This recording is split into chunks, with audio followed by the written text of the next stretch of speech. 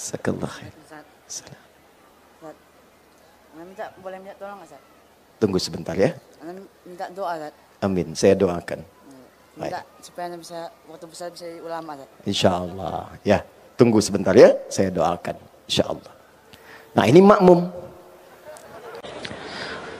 Mohon dicarikan 5 laki-laki, 5 perempuan, lulusan SMA dan sederajat yang akan saya sekolahkan ke luar negeri sampai S3.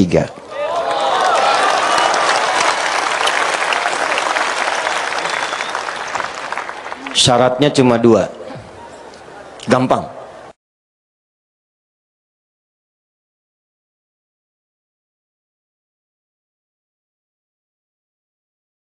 Bismillahirrahmanirrahim. Assalamualaikum warahmatullahi wabarakatuh.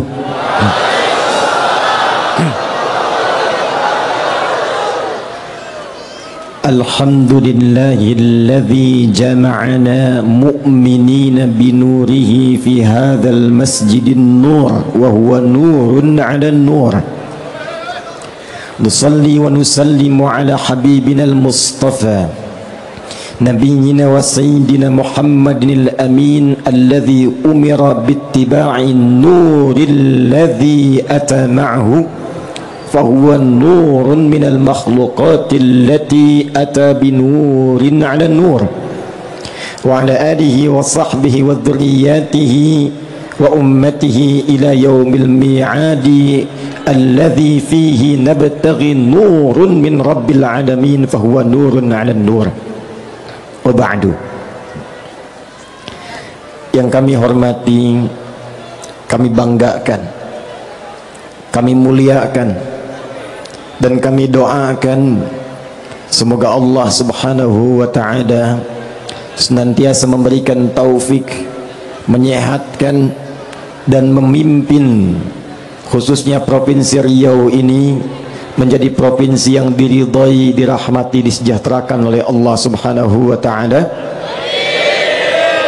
Orang tua kita, Ayahanda Dr. Andes Haji Samsur, Gubernur Provinsi Riau, yang juga ditemani oleh ayahanda kita, beliau insyaallah sosok yang luar biasa, Brigadir TNI Purnawirawan Edi Nata Nasution sebagai Wakil Gubernur.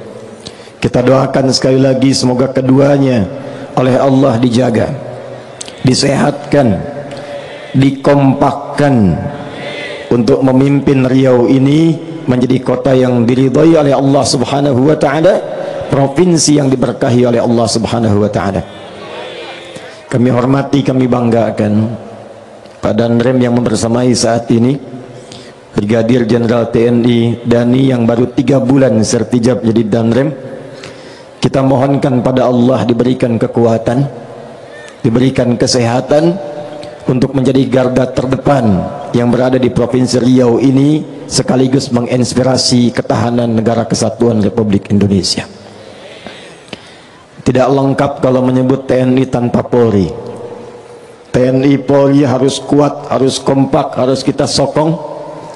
Yang kami hormati Kapolda Riau, sahabat kami yang saat ini sedang bertugas di Jakarta namun menyempatkan menyambut di bandara, Irjen Pol Muhammad Iqbal.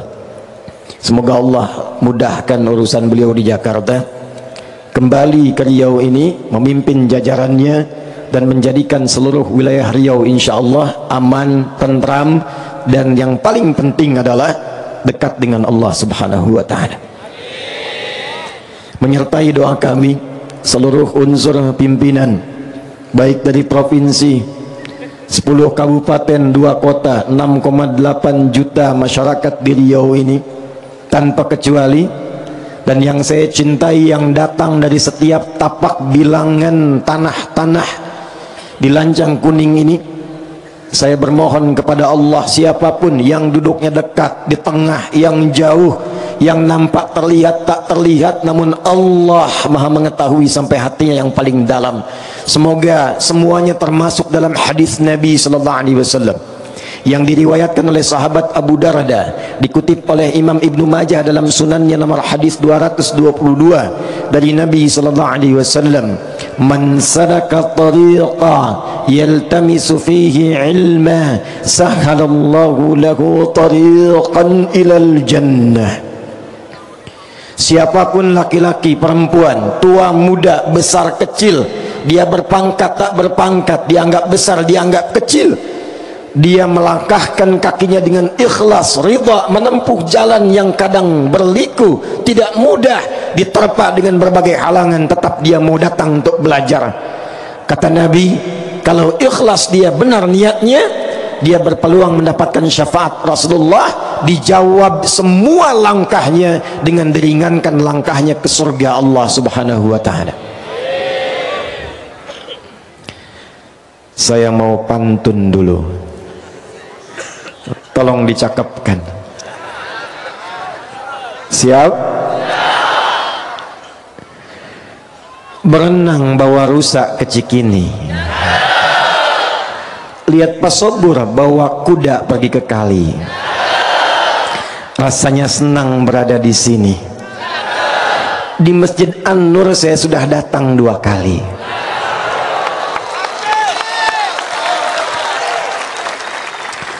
...1440 Hijrah, 5 tahun yang lalu. Bukan pantun, gak usah pakai cakep.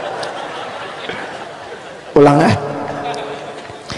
1440 Hijrah, 5 tahun yang lalu, tepat saya pertama kali berada di masjid yang megah ini. Masjidnya luar biasa, semangat jamaahnya luar biasa.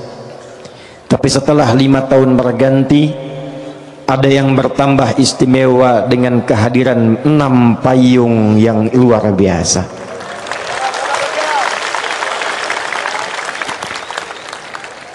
Tapi saya takut,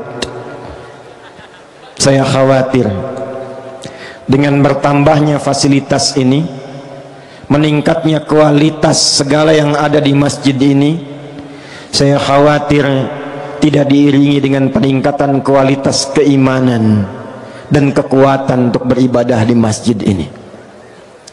Karena itulah malam hari ini, kalau kita menatap payung-payungnya indah yang menangkal air-air hujan jatuh kepada kita, di akhir nanti insya Allah saya ijazahkan, kalau ada hujan di malam Jumat sekalipun rintik, itu ada ijazah bacaan untuk bisa menangkap airnya, mendapatkan keberkahannya. Karena malam ini setelah 5 tahun ada payung, kita akan ngaji ayat dan hadis tentang payung saja. Sepakat?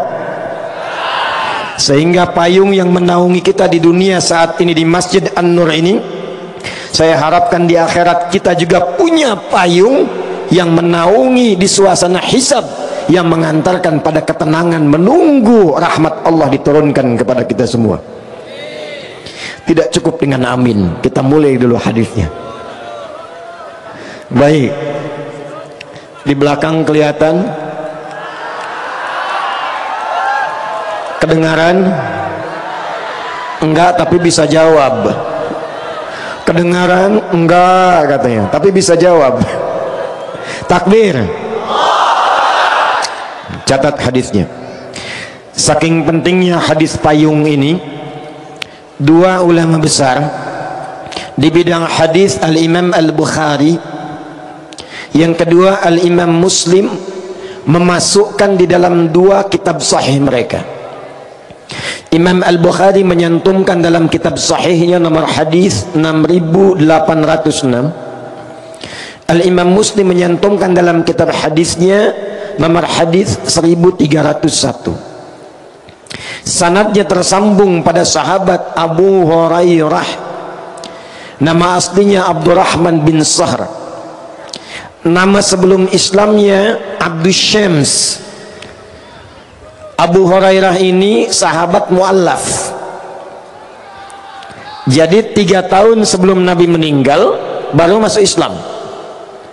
Tapi hikmahnya kelak menjadi fikih tuntunan untuk mu'allaf. 3 tahun sebelum Nabi wafat masuk Islam, serius menggali Islam, serius berislam, membuktikan keislamannya, mendekati Rasulullah, sampai 3 tahun itu menjadi sahabat yang paling banyak hafalan hadisnya, didoakan oleh Nabi sampai punya hafalan yang kalau dibacakan sekali baca langsung ingat, tidak lupa. Ulama membagi ingatan itu pada 4 bagian. 1, cepat ingat, lambat lupa. 2, cepat ingat, cepat lupa. 3, lambat ingat, lambat lupa. 4, ini yang banyak sekarang, lambat ingat, cepat lupa. Saya tanya, tadi nomor hadis Muslim nomor berapa? Tuh, ini buktinya. Lambat ingat, cepat. Gimana kita mengganti 4 ini sampai muncul yang kelima? Ini yang paling dahsyat dan tidak pernah ditemukan kecuali sanadnya bersambung kepada turas-turas Islam. Jadi kalau belajar ilmunya berdasarkan nilai Islam, muncul yang kelima. Apa yang kelima itu? Cepat ingat, sulit lupa. Jadi bukan mau ingat, mau lupa susah. Biasanya yang begitu utang. Ini ilmu. Nah, Imam Al-Bukhari nanti mengambil sanadnya Abu Hurairah, beliau mendapatkan keberkahannya dan mendapatkan warisan ilmu yang sama. Begitu dibacakan langsung ingat, bisa mengurutkan semua hadis dengan sanadnya dan tidak salah walaupun dengan titik komanya. Saya langsung bacakan hadisnya dari Nabi sallallahu alaihi wasallam. Qala Rasulullah sallallahu alaihi wasallam. Perhatikan kalimatnya. Sab'atun yadhilluhumullahu yawmal qiyamati fi dhillin yawma la dhilla illa dhilluh. Ada 7 golongan. Berapa golongan? Yang akan dipayungi oleh Allah di hari kiamat. Saat semua manusia sedang gelisah, ketakutan dan menunggu ingin cepat dihisap. Jadi sudah tidak peduli dengan keadaan, yang penting pengen dihisap, pengen dihisap. Keringat sudah naik mendekati leher, panas terasa terik, yang penting pengen cepat dihisap. Semua mencari syafaat. Jadi kalau kita ngaji Sahih Muslim itu ke ujungnya semua mencari syafaat, nabi-nabi didatangi. Sampai puncaknya nanti Rasulullah SAW yang pertama diperkenankan memberikan syafaat. Tapi tiba ada 7 golongan santai aja. Tuh kenapa capek begitu? Iya ya. Tuh kenapa orang ribut begitu? Iya ya. Saat yang lain gelisah, yang ini tenang. Cuman 7. Karena dia memiliki payung yang dia siapkan sejak berada di dunia. Jangan sampai payungnya mewah, 6 payung hebat, tapi kita tidak memiliki payung saat kembali kepada Allah Subhanahu wa ta'ala. Ada orang yang menyiapkan payungnya bukan cuma di dunia, tapi payung akhiratnya yang menaungi dia saat hisab. Siapakah mereka ini? 1, Al-Imamul Adil. 1 siapa? Al-Imamul Adil, pemimpin yang adil. Sekarang saya fokuskan dulu bagiannya Pak Gub dan Pak Wagub. Pak Danrem, Kapolda, Kejaksaan, Ketua Pengadilan Tinggi, masuk bab yang pertama ini. Ternyata Masya Allah, golongan pertama yang akan dinaungi para pemimpin. Tapi apakah Pak Gub dan Pak Wagub termasuk di dalamnya? Inilah kehendak Allah yang menjadikan materinya dibahas. Barangkali karena inilah kemudian Allah inginkan gubernur, wakil gubernur, seluruh unsur pimpinan dari Riau ini akan menginspirasi sejak malam hari ini, bukan sekedar memimpin provinsi Riau, tapi menyiapkan payung besar di akhirat sehingga mendapatkan payung di sisi Rasulullah sallallahu alaihi wasallam. Kapan itu terjadi? Ketika menjadi imamun adil. Pak Gub mohon izin, Pak Wagub. Di dalam Islam, pemimpin itu istilahnya cuma satu. Kalau bahasa Arab standar, pemimpin sekarang disebut dengan Rais. Presiden, Rais Daulah. Gubernur, Rais Muhafadzah, kadang disebut Hakim. Bupati, Rais Baladiyah, Rais. Tapi dalam istilah Islam, mau ditarik ke Quran, mau dibawa ke hadis, itu diganti istilahnya bukan dengan rais, tapi pokok dasarnya menggunakan kata imam. Apa itu imam? Imam dalam bahasa Arab itu bukan sekedar pemimpin, tapi pemimpin yang mampu mendekatkan yang dipimpinnya dan mengenalkan mereka dengan Allah Subhanahu wa ta'ala. Pemimpin yang mampu mendekatkan dan mengenalkan yang dipimpinnya dengan Allah Subhanahu wa ta'ala. Satu. Jadi mohon maaf, yang akan ditanya di yaumul hisab bagi Pak Gubernur, bagi Pak Wagub, bagi Bupati, bagi Camat, bagi Lurah, RW, RT, bukan akan ditanya berapa infrastruktur yang sudah engkau bangun, berapa kemewahan yang sudah dihadirkan, berapa ketertiban yang sudah diciptakan. Bagus, itu bekal amal soleh. Tapi pertanyaan pertama, dari 6,8 juta rakyat Riau ini, berapa yang sudah kenal dengan Allah Subhanahu wa ta'ala? Pertanyaan pertama. Jika pemimpinnya muslim, jika pemimpinnya muslim, dan ternyata dengan status imam itu ketika dekat dengan Allah, maka disifati oleh Rasulullah sallallahu alaihi wasallam yang kedua, adil. Imamun adil, bukan sekedar imam. Kapan imam itu bisa menjadi adil? Disinilah spirit yang bisa kita naungkan di pertemuan malam hari ini. Maka dicontohkan oleh Nabi sallallahu alaihi wasallam, kenapa setiap pemimpin saat ini kalau dia muslim, itu oleh Quran sebelum memimpin diminta cek sholatnya dulu. Ini rahasianya. Ada orang-orang pada nerem ingin ikut berjuang, turun ayat mengatakan jangan dulu pengen berjuang, betulkan dulu sholatnya, belajar dulu dalam prinsip sholatnya. Ternyata diantara hikmahnya, saya mau tanya, yang mimpin sholat itu disebut apa? Bukankah namanya sama? Sholatnya kalau ada imam di belakangnya ada apanya? Ada imam, ada makmum, sifat sholatnya berubah dari sendirian menjadi apa? Allahu Akbar. Tadi Ustadz Taqi sudah memimpin Al-Fatihah. Coba cek ya, saya cek nih pelan-pelan. Setelah mengatakan ghairil maghdubi alaihim waladdallin,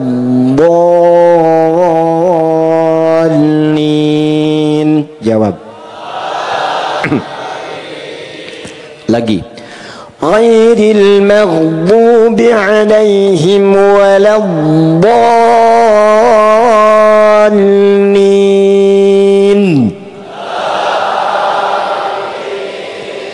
Itulah hebatnya hubungan imam dan makmum.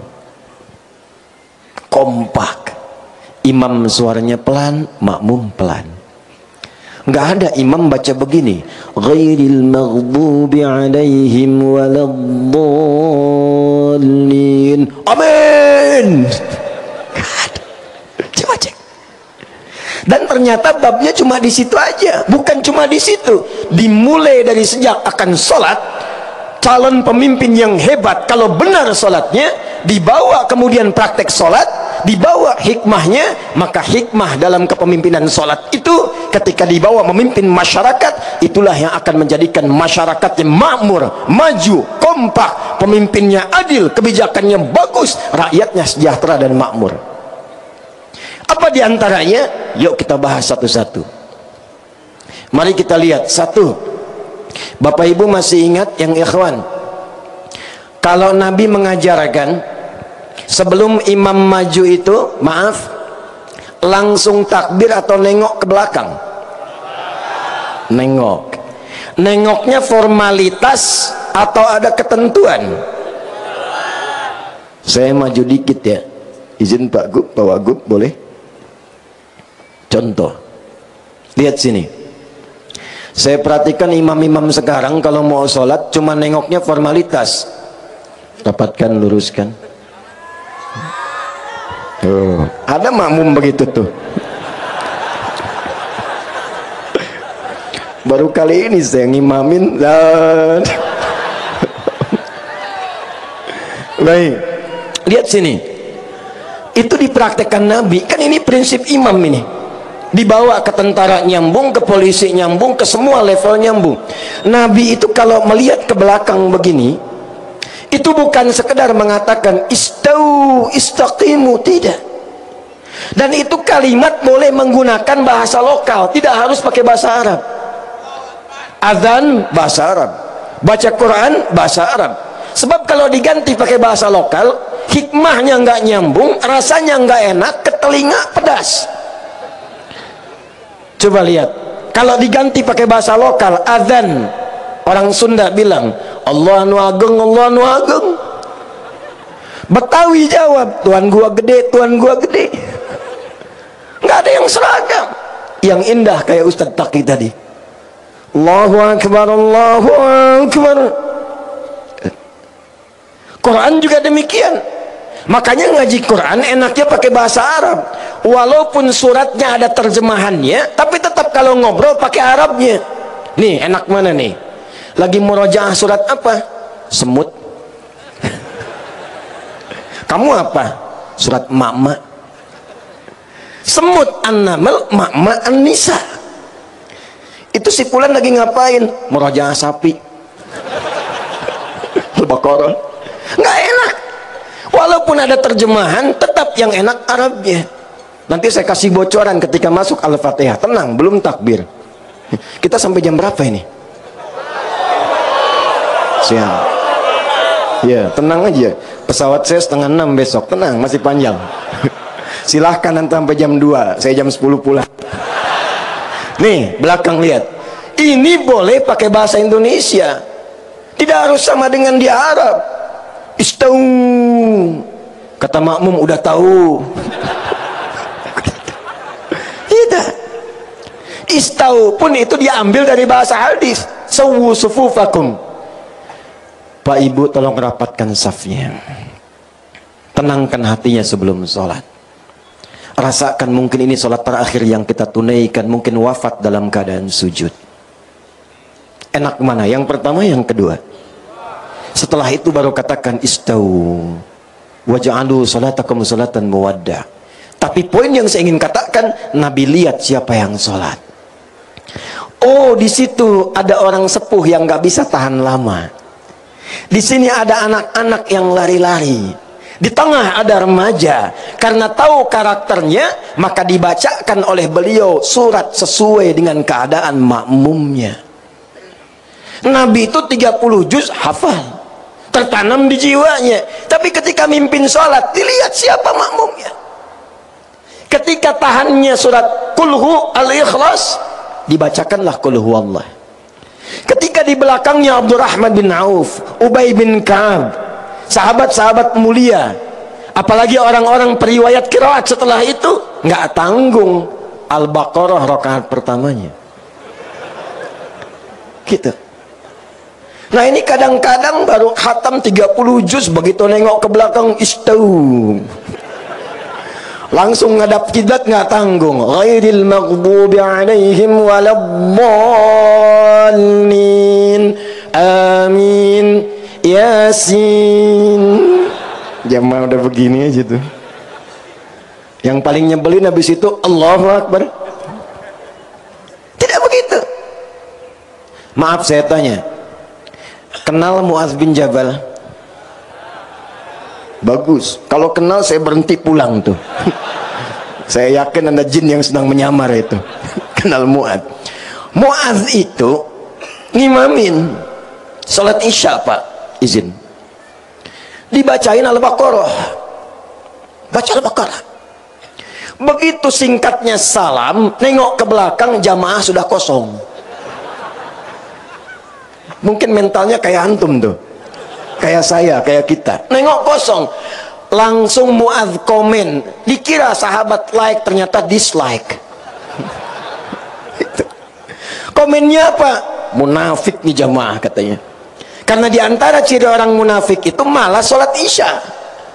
Jamaah disebut nifak, langsung protes, menghadap kepada Rasulullah. Ya Rasulullah, nggak terima Mu'adz menyebut kamu munafik. Nggak terima Mu'adz menyebut kami munafik. Dihadirkan oleh Rasulullah, tidak dihukumi langsung, cuma ditanya. Inilah indahnya Nabi. Nabi tidak pernah menjatuhkan stafnya di hadapan khalayak, dan tidak pernah merendahkan rakyatnya di hadapan para staf-stafnya. Nabi berkata dengan bijak, kenapa masalahnya? Lantas orang-orang itu berkata, Mu'adz nggak kira-kira isya mimpin pakai bakorohan, mainnya bakoroh ya Rasulullah. Rakaat pertama lagi, gimana kami tahan? Baru pulang nanam korma, pulang dari kebun capek, belum ngapa-ngapain bakoroh.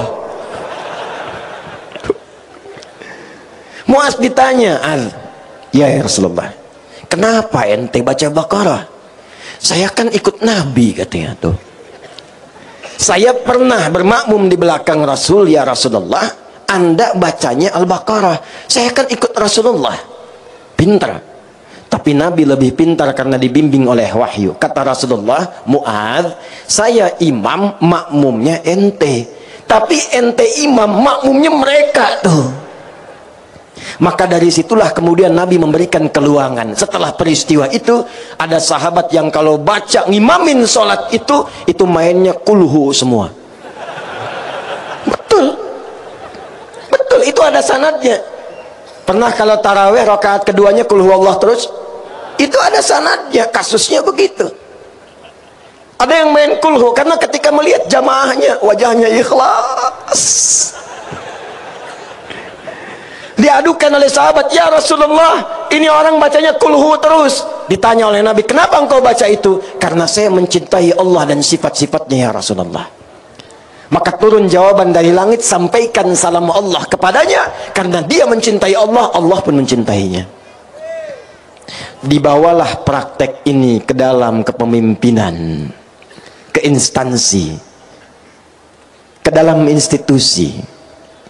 Maka pemimpin yang baik sebelum memimpin dia melihat kepada rakyatnya seluruhnya. Dimitigasikan. 10 kabupaten, 2 kota madya, bagaimana karakternya? Bagaimana keadaannya? Tentu tidak akan sama. Yang ini mungkin butuh perbaikan jalan. Yang ini butuh lapar sembako. Yang di sana butuh beasiswa.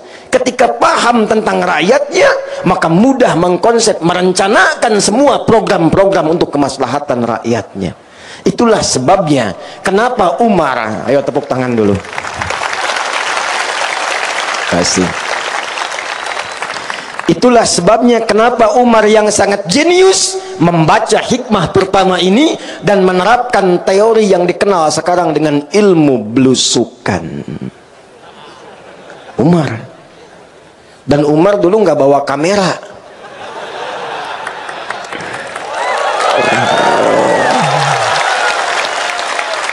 Bukan, karena saat itu belum ada. Kalau sekarang boleh buat dokumentasi, boleh, bukan buat pencitraan. Kenapa rame begini? Nih, Umar, hei, Umar, jangan lihat sini, Umar. Jalan malam-malam, begitu lewat satu tempat di Gubuk, seorang ibu sedang mengaduh membuat syair. Ternyata ibu itu sedang fakir, punya beberapa anak, nangis lapar. Dapurnya tidak mengebul, yang ada cuma batu, maka pura-pura masak batu dengan pasir digoreng-goreng. Dia membuat syair dan berkata, kalau bahasa kitanya, duhai Khalifah Amirul Mukminin, senang-senang engkau di istana, rakyatmu sekarang lapar seperti ini tak bisa makan, engkau yang akan dihisab di hari kiamat. Umar lewat, tidak diketahui, tidak memperkenalkan diri, dengar kemudian pengaduan itu, langsung berangkat ke gudang persediaan, gudang sembako, dimasukkan ke dalam karung, dipikul gandum itu dengan pundaknya. Ajudan datang mengatakan, ya Amirul Mukminin, saya yang bawa. Kata Umar, bukan, saya yang dihisab, bukan engkau. dibawa ke hadapan ibu itu, kemudian dimasakin di depannya tanpa mengatakan saya Umar. Ibu itu sambil nunggu dimasakin masih sempat-sempatnya menyebut Umar. Dasar khalifah, santai-santai di istana, orang lain yang masakin kami, katanya. Disuapi oleh Umar. Selesai itu semua, pulang tanpa mengatakan sayalah Amirul Mukminin. Ilmu pertama yang Umar ambil dari ilmu belusukan itu adalah ilmu penggembala kambing dari Rasulullah sallallahu alaihi wasallam. Itulah hikmahnya kenapa semua nabi yang pernah bertugas di muka bumi ini, dari Nabi Muhammad sallallahu alaihi wasallam sampai Nabi Adam alaihi salam, Muhammad sallallahu alaihi wasallam bin Abdullah bin Abdul Muttalib bin Hashim bin Abdul Manaf bin Qusay bin Murrah bin Kilab bin Ka'ab bin Ghalib bin Fikir bin Malik bin Nadar bin Kinana bin Khuzaimah bin Mudrika bin Ilyas bin Nizar bin Ma'ad bin Adnan bin Addi bin Adri bin Muqawwam bin Nahur bin Tarikh bin Ya'rub bin Yasjub bin Nabit bin Ismail alaihi salam bin Ibrahim alaihi salam bin Azar atau bin Nahur bin Abir bin Kinan bin Arfakhshad bin Sam bin Nuh alaihi salam bin Mihlail bin Matushala bin Kinan bin Anwas bin Tif bin Adam alaihi salam. Coba ulangi. Enak aja tepukin kayak merpati. Ulangi. Antum tuh paling enak datang denger rekam tepuk tangan masuk surga. Masya Allah. Amin. Ya, Pak Sayyidul Amin dipanggil tuh. Balik. Semua menggembala kambing. Kata Nabi, nggak pernah diutus seorang nabi kecuali dilatih oleh Allah menggembala kambing. Saya riset. Saya senang meriset. Saya teliti hadis itu, saya putuskan berangkat ke satu puncak di dataran Bandung yang pada masa lalu Belanda menjadikan tempat itu untuk nanam kopi, namanya Pacet. Ada kawan kami di situ membuat tempat perawatan dan penggembalaan kambing. Itu begitu saya baru masuk, saya paham. Allahu Akbar, saya katakan. Allahu Akbar. Saya tes kasih makan, yang dikasih makan begitu mau diberikan, mbak. Yang sana belum dapat, mbak. Tiba-tiba ada yang beda, mbak. Saya tanya, yang itu kenapa? Itu sakit, Ustaz, katanya. Oh, ada lagi yang lain, mbak. Saya tanya, itu kenapa? Itu sedang ketakutan, Ustaz. Allahu Akbar. Rupanya kenapa para pemimpin diminta belajar dari penggembalaan kambing? Tidak harus habis ini Pak Gubernur langsung gembala kambing. Tidak. Bukan itu maksudnya. Salah paham sih itu sih. Bukan. Yang dimaksud mitigasikan rakyat. Kalau sudah tahu hikmahnya, mitigasikan rakyat. Kadang-kadang suaranya beda-beda. Kecamatan Mando, jalan rusak.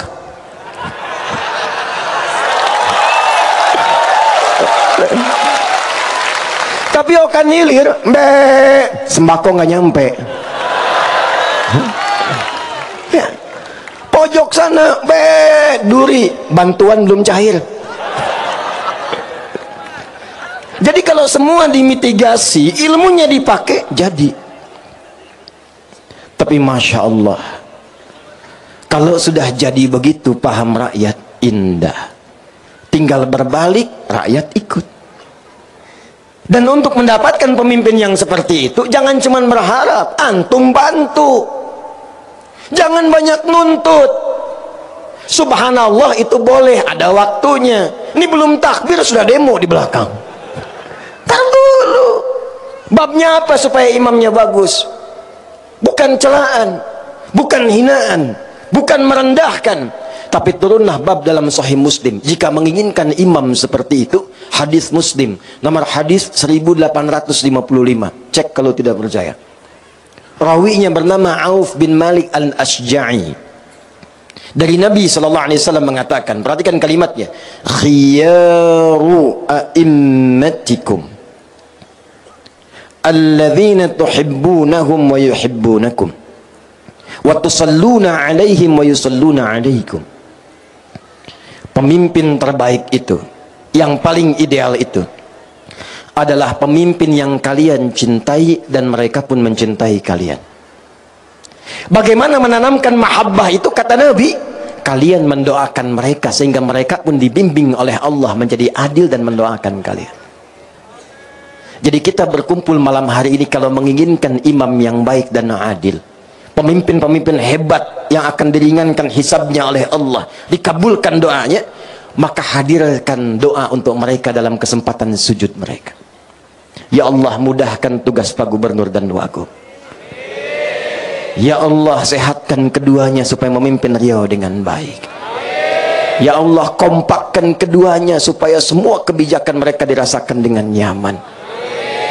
Doa itu yang dibutuhkan, bukan cuman amin. Tiap hari tanamkan. Baru kemudian imam takbir, Allahu Akbar.